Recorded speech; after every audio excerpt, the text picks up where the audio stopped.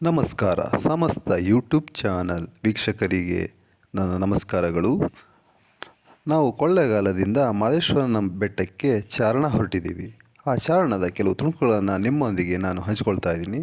ಇದನ್ನೆಲ್ಲ ತಾವು ನೋಡಿ ಹಾಗೂ ಈ ಚಾನಲ್ ಲೈಕ್ ಮಾಡಿ, ಆದಷ್ಟು ಜನರಿಗೆ ಶೇರ್ ಮಾಡಿ ಹಾಗೂ ಹೆಚ್ಚೆಚ್ಚು ಸಬ್ಸ್ಕ್ರೈಬ್ ಮಾಡಿ. ಈ ಒಂದು ವಿಡಿಯೋವನ್ನು ನೀವು ಹೆಚ್ಚೆಚ್ಚು ನೋಡ್ತಾ ನನಗೆ ಹೆಚ್ಚೆಚ್ಚು ಪ್ರೋತ್ಸಾಹವನ್ನು ಮಾಡಿದ್ರೆ ನಾನು ಹೆಚ್ಚಿನ ಒಂದು ವಿಡಿಯೋಗಳನ್ನು ಇದಕ್ಕೆ ಹಾಕೋದಕ್ಕೆ ನನಗೆ ಒಂದು ಸ್ಫೂರ್ತಿಯನ್ನು ನೀವು ನೀಡಿದ ಹಾಗಾಗುತ್ತೆ. ನಮಸ್ಕಾರ. ನಾವು ಕೊಳ್ಳೇಗಾಲದಿಂದ ಬೆಳಿಗ್ಗೆ 6 ಗಂಟೆಗೆ ಮೊದಲನೇ ಬಸ್ ಇದೆ. ಆ ಬಸ್ನಲ್ಲಿ ಹೊರಟ್ವಿ. ಮಹದೇಶ್ವರನ ಬೆಟ್ಟದ ತಪ್ಪಲಾದ ತಾಳು ಬೆಟ್ಟ ಅಂದರೆ ತಳಬೆಟ್ಟ ಅಲ್ಲಿ ತಲುಪಿದ್ವಿ. ಅಲ್ಲಿಗೆ ಆಗ ಸಮಯ 7:30 ಆಗಿತ್ತು. ಅಲ್ಲೇ ಬಿಸಿ ಬಿಸಿಯಾಗಿ ಇಡ್ಲಿ ಸಿಗುತ್ತೆ, ಚೆನ್ನಾಗಿತ್ತು. ಎಲ್ಲ ಲಘುವಾಗಿ ಉಪಹಾರವನ್ನು ಮಾಡಿದ್ವಿ. ಅಂದರೆ ನಾವು ತಿಂತಕ್ಕಂತಹ ಒಂದು ಫುಡ್ ಹೆವಿ ಆದರೆ ಬೆಟ್ಟ ಹತ್ತೋದಕ್ಕೆ ಕಷ್ಟ ಆಗುತ್ತೆ ಅಂತ ಲೈಟಾಗಿ ಟಿಫನ್ ಮಾಡ್ಕೊಂಡ್ವಿ. ಹಾಗೆ ನಮ್ಮ ಪ್ರಯಾಣ ಮುಂದೆ ಸಾಗ್ತಾ ಇತ್ತು. ಮೊದಲಿಗೆ ಈ ಒಂದು ಮಂಟಪ ಸಿಗುತ್ತೆ. ಇಲ್ಲಿ ಆ ಗಣಪತಿಯನ್ನು ದರ್ಶನ ಮಾಡಿದ್ವಿ. ಮೊದಲಿಗೆ ನಮಿಸಿ ಹಾಗೆ ನಮ್ಮ ಪ್ರಯಾಣವನ್ನು ಮುಂದೆ ಸಾಗಿಸಿದ್ವಿ.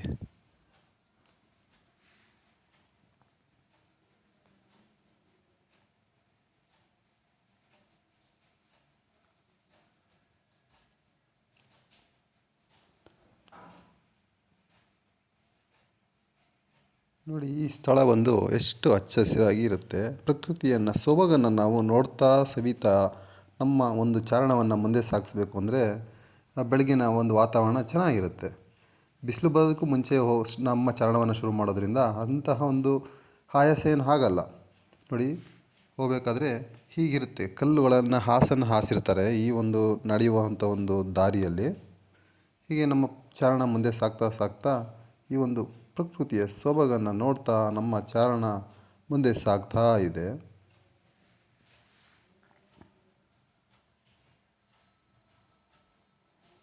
ಈಗ ಹೊಸದಾಗಿ ನಿರ್ಮಿಸಿರ್ತಕ್ಕಂತಹ ಈ ಒಂದು ಸ್ಟೆಪ್ಸ್ ನೋಡಿ,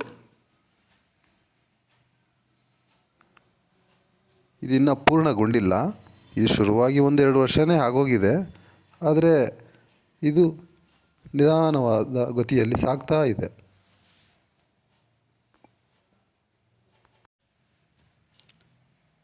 ನೋಡಿ, ಸ್ಟೆಪ್ಸು ಸಹ ತುಂಬ ಎತ್ತರವಾಗೇನಿಲ್ಲ, ಅದು ಸ್ಲೋಪ್ ಆಗಿದೆ. ಆದ್ದರಿಂದ ನಮಗೆ ಆ ಬೆಟ್ಟವನ್ನು ಹತ್ತಬೇಕಾದ್ರೆ ಅಷ್ಟಹ ಒಂದು ಆಯಾಸ ಏನಾಗಲ್ಲ. ನೋಡಿ, ನಮ್ಮ ತಂಡ ಹೀಗೆ ಮುಂದೆ ಸಾಗ್ತಾ ಇದೆ. ಅಲ್ಲಲ್ಲಿ ಫ್ಲಾಟ್ ಆಗಿದೆ, ನಾವು ನೋಡ್ಕೊಂಡು ಹೋಗ್ಬೋದು ಆರಾಮಾಗಿ. ಸ್ವಲ್ಪ ಎತ್ತರವಾಗಿರ್ತಕ್ಕಂಥ ಸ್ಥಳಗಳಲ್ಲಿ ಸ್ಟೆಪ್ಸ್ಗಳನ್ನು ಹಂತಗಳನ್ನು ಮಾಡಿದ್ದಾರೆ.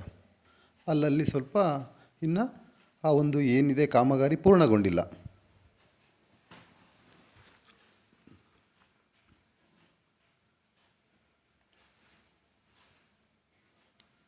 ನೋಡಿ, ನೀರಿನ ಒಂದು ಹರಿವಿನಿಂದ ಇಲ್ಲಿ ರೋಡೆಲ್ಲ ಕೊಚ್ಕೊಂಡು ಹೋಗಿದೆ. ಈ ರೀತಿಯಾದಂಥ ಒಂದು ಕಂದಕಗಳು ನಿರ್ಮಾಣವಾಗಿದೆ.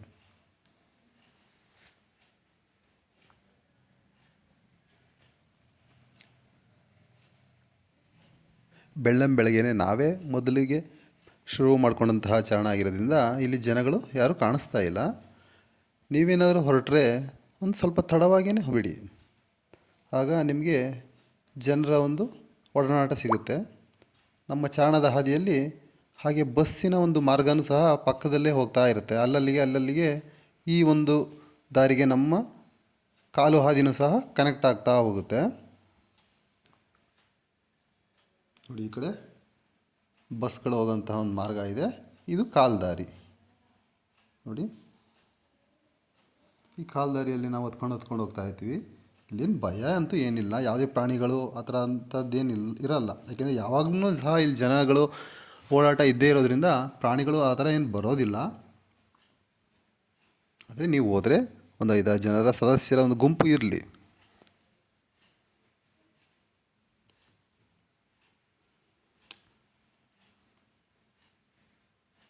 ಚಾರಣವನ್ನು ಹೊರಡೋದ್ರಿಂದ ಏನಪ್ಪ ಅಂದರೆ ನಾವು ಆ ಒಂದು ಮಾದಪ್ಪನ ಒಂದು ಸ್ಮರಣೆಯಲ್ಲೇ ಇರ್ತೀವಿ.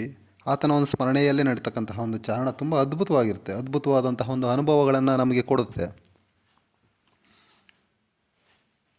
ನಮ್ಮ ಫಿಸಿಕಲ್ ಫಿಟ್ನೆಸ್ ನೋಡ್ಕೊಳ್ಳೋದಕ್ಕೆ ಇದೊಂದು ಅತ್ಯುತ್ತಮವಾದಂಥ ಒಂದು ಅವಕಾಶ. ಯಾಕೆಂದರೆ ನಮಗೆ ನಡೆದು ಅಷ್ಟು ಅಭ್ಯಾಸ ಇರೋಲ್ಲ ಅಲ್ವಾ, ಆದಷ್ಟು ನಾವು ಇದನ್ನು ನಡೀತಾ ಇದರಿಂದ ನಮ್ಮ ಕಾಲುಗಳು ಏನು ಒಂದು ಸ್ಟ್ರೆಂತ್ ಏನಿದೆ ಅನ್ನೋದು ಅವಾಗ ಅರ್ಥ ಆಗುತ್ತೆ. ನಮ್ಮ ಲಂಗ್ಸು ಎಷ್ಟು ಚೆನ್ನಾಗಿ ಕೆಲಸ ಮಾಡ್ತಾಯಿದೆ ಅಂತ ಗೊತ್ತಾಗುತ್ತೆ. ಯಾಕೆಂದರೆ ಕೆಲವರಿಗೆ ಏನು ಒಂದು ಶ್ವಾಸಕೋಶಗಳು ದುರ್ಬಲವಾಗಿರ್ತಕ್ಕಂಥವ್ರು ಅಷ್ಟೊಂದು ವೇಗವಾಗಿ ಏರಲಿಕ್ಕೆ ಆಗೋದಿಲ್ಲ. ಆದ್ದರಿಂದ ಏನಪ್ಪ ಅಂದರೆ ನಾವು ಪ್ರತಿದಿನ ಸ್ವಲ್ಪ ವಾಕಿಂಗ್ ಮಾಡ್ತಕ್ಕಂಥ ಒಂದು ಅಭ್ಯಾಸವನ್ನು ಬೆಳೆಸ್ಕೊಂಡ್ರೆ ಅಂಥವ್ರಿಗೆ ಈ ಬೆಟ್ಟ ಹತ್ತೋದು ಏನಂತ ಕಷ್ಟ ಏನಾಗಲ್ಲ, ಲೀಲಾಜಾಲವಾಗಿ ಬೆಟ್ಟವನ್ನು ಏರಬಹುದು. ನಾನು ಸಾಮಾನ್ಯವಾಗಿ ವಾಕಿಂಗ್ ಮಾಡ್ತಾಯಿದ್ದೆ, ಆದರೆ ಏನಾಗಿತ್ತು ಅಂದರೆ ವಾಕಿಂಗ್ ಸ್ವಲ್ಪ ಡಿಸ್ಕಂಟಿನ್ಯೂ ಆಗಿತ್ತು. ಆದರೆ ಈ ಬೆಟ್ಟಕ್ಕೆ ಹೋಗಬೇಕು ಅನ್ನೋ ಒಂದು ಉದ್ದೇಶದಿಂದ ಒಂದು 5 days ಅಷ್ಟೇ ದಿನ ಒಂದೊಂದು 2 ಕಿಲೋಮೀಟರ್ಷ್ಟು ವಾಕ್ ಮಾಡ್ತಾಯಿದ್ದೆ. ಅದರಿಂದ ನನಗೆ ಸ್ವಲ್ಪ ಅದಕ್ಕೆ ಅಡ್ಜಸ್ಟ್ ಆಗೋಯ್ತು ನನ್ನ ಬಾಡಿ ವಾಕಿಂಗ್ಗೆ. ಆಮೇಲೆ ಬೆಟ್ಟ ಆರಾಮಾಗಿ ಎತ್ತಿದ್ವಿ, ಜಾಸ್ತಿ ಸ್ಟ್ರೈನ್ ಆಗಲಿಲ್ಲ. ನೋಡಿ ಸ್ಟೆಪ್ಸ್, ಈ ಥರ ಸ್ಟೆಪ್ಸ್ ಇರ್ತವೆ. ಇದೆಲ್ಲ ಚಪ್ಪಡಿಗಳ ಹಾಸು. ಈ ಥರ ಹಾಸಿರೋದ್ರಿಂದ ನಮಗೇನು ಅನಿಸಲ್ಲ, ಆರಾಮಾಗಿ ಹೋಗ್ಬೇಕು, ಜಾಸ್ತಿ ಸ್ಟ್ರೈನ್ ಮಾಡ್ಕೋಬಾರ್ದು. ಅಲ್ಲಲ್ಲಿ ಸ್ವಲ್ಪ ಹೊತ್ತು ನಿಂತ್ಕೊಂಡು ನಾರ್ಮಲ್ ಬ್ರೀತ್ ಮಾಡಿಕೊಂಡು ಆರಾಮಾಗಿ ಏರ್ಬೋದು. ಜಾಸ್ತಿ ಹಾರ್ಟ್ ಬೀಟ್ ಜಾಸ್ತಿ ಏರಿಳಿತ ಬರಬಾರ್ದು. ಆ ರೀತಿ ಒಂದು ನಾವು ಉಸಿರಾಟವನ್ನು ಒಂದು ಹತೋಟಿಗೆ ತಗೊಂಡು ನಡ್ಕೊಂಡು ಹೋಗಬಹುದು.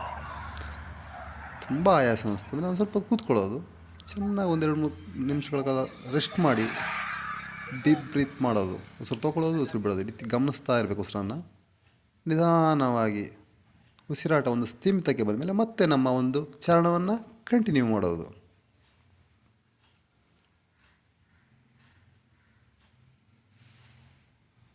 ಚಾರಣದ ಸಮಯದಲ್ಲಿ ಅಲ್ಲಲ್ಲಿ ಕೆಲವು ಫ್ರೂಟ್ಸ್ಗಳನ್ನು ತಗೊಂಡೋಗಿ ತಿಂತಾ ಹೋಗ್ತಾ ಇದ್ವಿ. ಜಾಸ್ತಿ ನೀರಿನ ಒಂದು ದಾಹ ಆಗಬಾರ್ದು ಅನ್ನೋದರಿಂದ ಹೆಚ್ಚಿನ ನೀರನ್ನು ಸಹ ಕುಡಿಬಾರ್ದು. ಸುಸ್ತಾದಾಗ ಒಂದು ಗುಟುಕು ನೀರನ್ನು ಮಾತ್ರ ಕುಡಿಬೇಕು, ಹೆಚ್ಚೆಚ್ಚು ನೀರನ್ನು ಕುಡಿಬಾರ್ದು. ಅದರಿಂದ ಸ್ಟ್ರೈನೇ ಆಗುತ್ತೆ.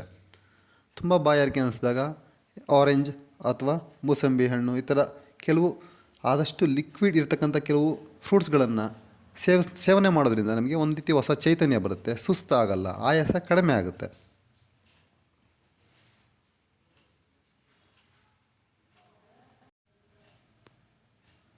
ಹಾಗೆ ನಮ್ಮ ಚಾರಣ ಮುಂದುವರಿತಾ ಇದೆ. ನೋಡಿ ಅಲ್ಲೆಲ್ಲ ಈ ಬ್ಯಾಂಬೂ ಟ್ರೀಗಳೆಲ್ಲ ಒಣಗೋಗಿದೆ. ಇಲ್ಲಿ ಏನಪ್ಪ ಒಂದು ಅಂದರೆ ಈ ನಡೆದಾಡ್ತಕ್ಕಂಥವ್ರಿಗೆ ಒಂದು ಸಪೋರ್ಟ್ಗೆ ಇಲ್ಲಿ ಅಂದ್ಬಿಟ್ಟು ಕೆಲವು ಕೋಲ್ಗಳನ್ನು, ಬಂಬೂ ಟ್ರೀಗಳನ್ನ ಕತ್ತರಿಸ್ಕೊಂಡು ಅದನ್ನು ಒಂದು ಊರುಗೋಲಾಗಿ ಬಳಸ್ಕೊಂಡು ನಡ್ಕೊಂಡು ಹೋಗ್ತಾರೆ. ಅದರ ಅವಶ್ಯಕತೆ ಏನು ಇರಲ್ಲ. ಯಾಕೆ ಅಂತಂದರೆ ಅದೇ ಒಂದು ಭಾರ ಅಂತ ಅನ್ನೋ ರೀತಿ ಆಗೋಗುತ್ತೆ. ಕೆಲವರು ಸುಮ್ಮನೆ ತಗೊಂಡು ಹೋಗ್ತಾರೆ, ಏನೋ ಒಂದು ರೀತಿ ಇರಲಿ, ಒಂದು ಸಪೋರ್ಟಿಂಗ್ ಇರಲಿ ಅಂತ. ಆದರೆ ಅದರಿಂದ ಏನಪ್ಪ ಅಂದರೆ ನಮ್ಮ ಪರಿಸರ ನಾಶ ಆಗುತ್ತೆ. ಯಾಕೆಂದರೆ ಒಂದೊಂದು ಬಂಬುಗಳನ್ನು, ಒಂದೊಂದು ಗಳಿಗೋಸ್ಕರ ಒಂದೊಂದು ಬಂಬನ್ನು ಕಡಿದಾಗ ಆ ಮರದ ಸಂತತಿ ನಾಶ ಆಗ್ತಾ ಹೋಗುತ್ತೆ. ಆದ್ದರಿಂದ ಪ್ರಕೃತಿಯ ಮೇಲೂ ಸಹ ನಾವು ಕಾಳಜಿಯನ್ನು ವಹಿಸಬೇಕು. ಆದ್ದರಿಂದ ಆದಷ್ಟು ಸ್ವಲ್ಪ ಆ ಬಂಬುಗಳನ್ನು ಕತ್ತರಿಸಿದೆ, ಅದನ್ನು ಹಾಳು ಮಾಡದೆ, ಆ ನೇಚರ್ಗೆ ಧಕ್ಕೆಯನ್ನು ತರದೆ ನಾವು ಆ ಪ್ರಕೃತಿಯ ಜೊತೆನೇ ನಡ್ಕೊಂಡು ಹೋಗಬೇಕು. ಕೆಲವ್ರು ಏನು ಮಾಡ್ತಾರೆ ಅಂದರೆ ವಾಟ್ರ್ ಬಾಟ್ಲ್ಗಳನ್ನು ತೊಗೊಬರ್ತಾರೆ. ಆ ವಾಟ್ರ್ ಬಾಟಲ್ಗಳನ್ನು ಸಿಕ್ಕಾಪಟ್ಟೆ ಎಸಿತಾ ಇದ್ದಾರೆ.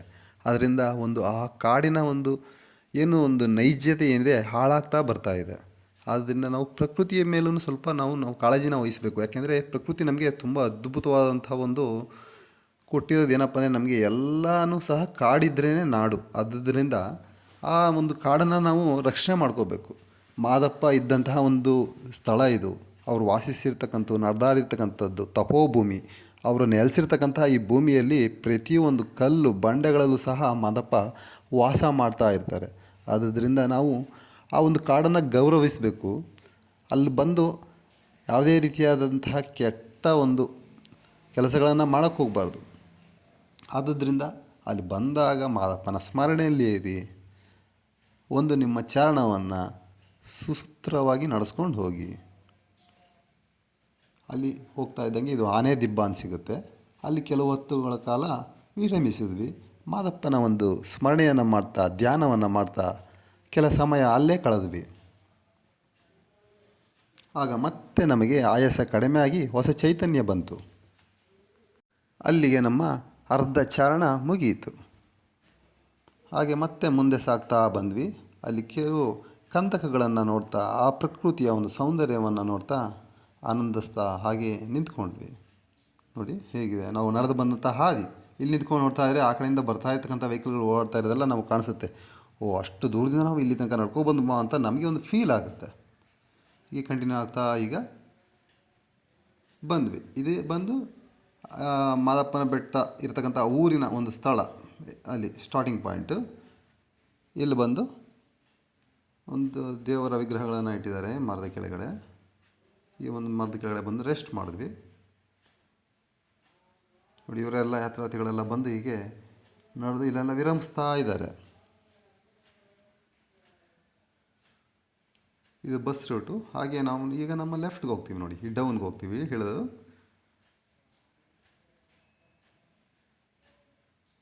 ಇದು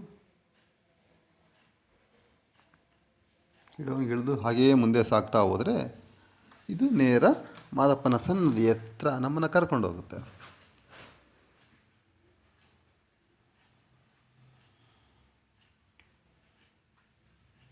ನೋಡಿ, ಅಲ್ಲಿ ಹಾಗೂ ದೂರದಲ್ಲಿ ಮಾದಪ್ಪನ ಒಂದು ಹೊಸ ಸ್ಟ್ಯಾಚ್ಯೂ ಮಾಡಿದಾರಲ್ಲ, ಅದು ಕಾಣಿಸುತ್ತೆ. ಅದೆಲ್ಲ ಮಂಜಿನ ವಾತಾವರಣ ಇರೋದ್ರಿಂದ ಅದು ಅಷ್ಟು ಕಾಣಿಸ್ತಾ ಇಲ್ಲ, ಕ್ಲಾರಿಟಿಯಾಗಿ ಕಾಣಿಸ್ತಾ ಇಲ್ಲ. ನೋಡಿ, ಅಲ್ಲಿ ಮಾದಪ್ಪನ ಸ್ಟ್ಯಾಚ್ಯೂ ಇದೆ, ಗಮನಿಸಿ, ಸೂಕ್ಷ್ಮವಾಗಿ ಗಮನಿಸಿ. ಈಗ ನಾವು ಮತ್ತೆ ಇಳಿದು ಮುಂದೆ ಸಾಗ್ತಾ ಇದ್ದೀವಿ. ಇಲ್ಲಿ ಸ್ವಲ್ಪ ಡೌನ್ ಇದೆ ಪ್ಲೇಸು. ಹಾಗೆಯೇ ಮುಂದೆ ಸಾಗ್ತಾ ಸಾಗ್ತಾ ಇನ್ನೇನು ಊರು ಸಿಕ್ತು.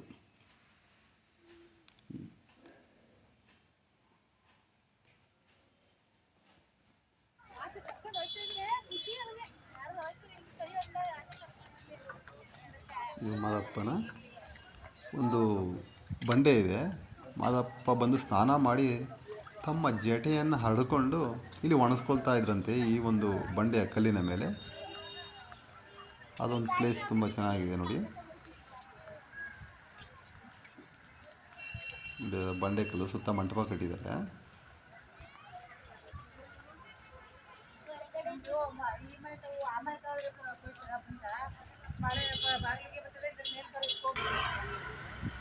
ಮಹದೇಶ್ವರ ಸ್ವಾಮಿ ಸ್ನಾನ ಮಾಡಿ ಜಡೆಯನ್ನು ಒಣಗಿಸುತ್ತಿದ್ದ ಪುಣ್ಯ ಸ್ಥಳ ಇದು.